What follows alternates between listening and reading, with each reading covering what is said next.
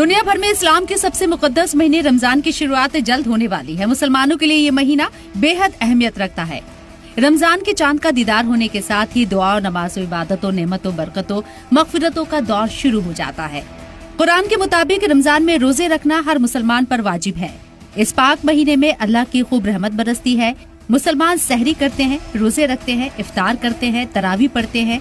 ऐसे में आज आपको इन सभी चीजों के बारे में तफसील से बताएंगे। सबसे पहले जानना जरूरी ये है कि आखिर रोजा क्या है। रोजा इस्लाम के 5 अरकान में से एक अहम फरीजा है। दूसरे हिजरी में रमजान के रोजे फर्ज किए गए। रोजा इस्लामी साल के महीने रमजान में रखे जाते हैं। रोजादार सुबह फज्र से शाम मगरिब तक भूखे प्यासे रहते हैं। रोजे की फजीलत कुरान हदीस में बेहद अहम बताई गई है। वैसे तो एक दिन में 5 वक्त की नमाज अदा की जाती है, लेकिन रमजान के महीने में तरावी की नमाज पढ़ना भी जरूरी होता है। इसलिए जानना जरूरी है कि तरावी क्या है। तरावी रमजान में ईशा की नमाज के बाद अदा की जाती है। एक खास नमाज जो मस्जिदों, घरों में पढ़ी जाती है। इसमें हाफिज कुरान पाक के 30 पारे पढ़ते हैं। तरावी की नमाज पढ़े बिना रमजान अधूरा रह जाता है।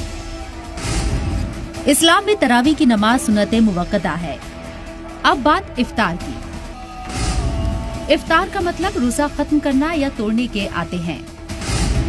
रोजा खत्म कर खाना पीना इफ्तार कहलाता है। सूरज डूबने के वक्त रोजे का वक्त खत्म होता है।